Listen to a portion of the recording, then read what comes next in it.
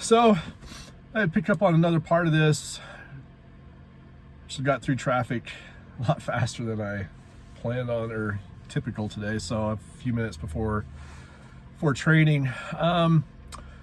So the thing I want to look at next is how do you actually do this? We've talked about a couple things on mindset.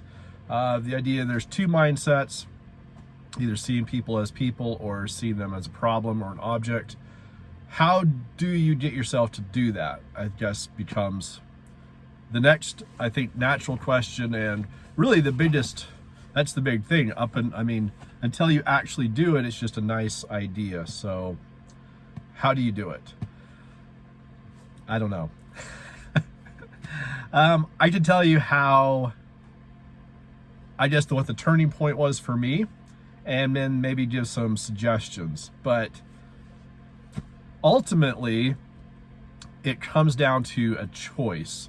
It's a choice that each individual makes. It's a choice that I make to try to operate from one mindset. Now, by default, I operate from the people as an object kind of mindset. Part of that is personality, because I'm very purpose and mission oriented, more than people oriented. It's, I see a task and kind of a mission or a goal, and then I go at that. So part of it, no matter what your personality is, and again, this isn't a behavior or a skill, it's how you perceive things. And so it's a choice that, for me, I had to consciously start making a choice of how I wanted to see the world and people. Especially before I would come to work, I would just take a few minutes to start consciously thinking that way. Now, what changed my mind or a mindset, and I'll do a video on this, separately again, was a book I was listening to on audiobook called Leadership and Self-Deception by the Arbinger Institute. And I liked the book. It made sense to me. But my first real, I guess, experience with it actually came, I pulled up to an ATM, and there was a vehicle ahead of me at the ATM, and a lady was, doing her banking stuff there at the ATM, and I saw her reach over, pull her card out, and I'm like, great, she's done, because I'm in a hurry, get out of my way so I can get up there and do my business. I don't care about her and her business.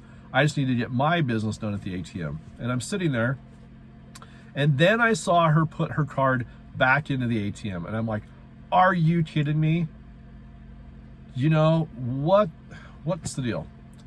And I felt myself getting angry at this idea that she wasn't done, and I'm going to be waiting for her to do another transaction or whatever she'd forgot to do. And then the thought came into my mind, why don't you actually try applying these things that you're listening to in this book, Leadership and Self-Deception? It makes sense to you. You like it, the things that you're learning. Why don't you actually try to apply it? And it was kind of like that little voice in my head saying that. And I thought, okay.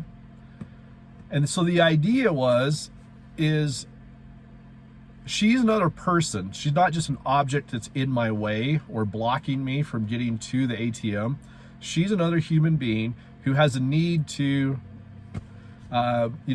do something at that ATM. And her need to do whatever she's doing at the ATM, get cash out, deposit money, whatever it is as important to her as my need to get up to the ATM and get my cash out was to me.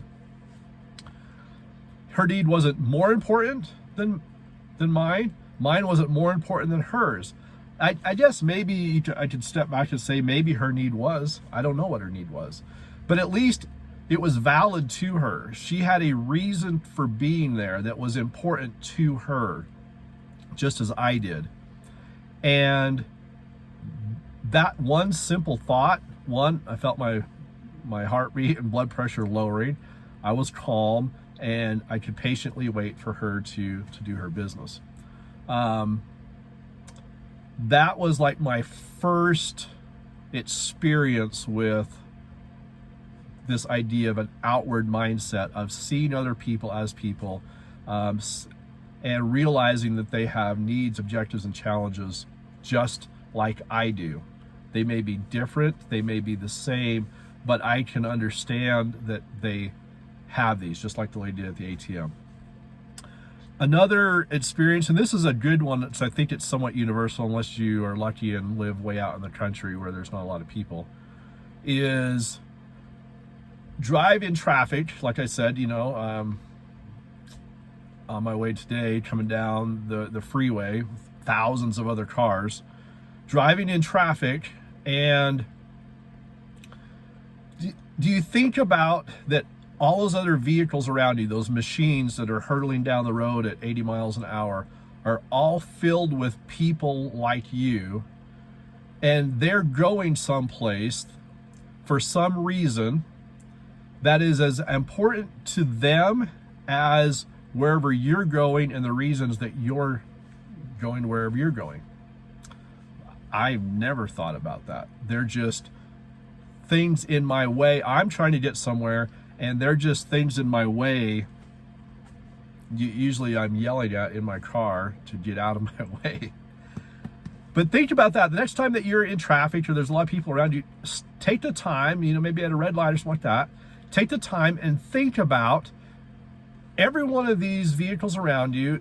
There's a human being in that vehicle, or maybe a few of them, going somewhere for a purpose, and that purpose is important to them on some degree. It may not be important to you. You may disagree with their purpose in going wherever they're going, but to them it's important. And in fact, wherever they need to go, it may be more important to them than wherever you're going to. Maybe I'm going over to the convenience store to buy more junk food, and they're going to the hospital to have a baby. I don't know what it is.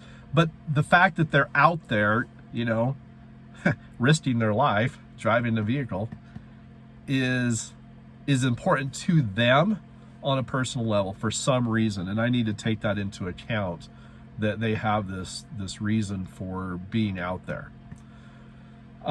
So that was kind of my breakthrough moment of trying to listen to people,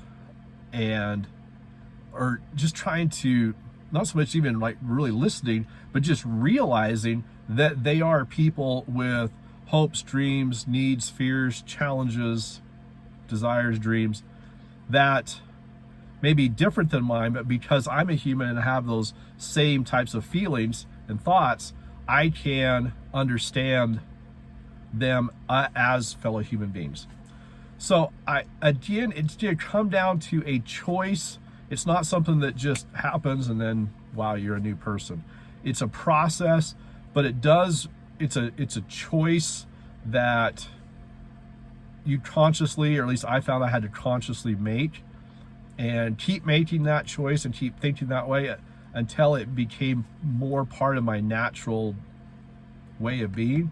I'm still not there yet. I have a long way to go, but something, you have to start somewhere, and it's consciously making a decision of how I'm going to see people and the world around me. And I think that that's the starting point. So I hope this helps as on some of the things we've talked about so far, and where kind of more we're going to talk about in the future. But it's time for me to train. So talk to you next time.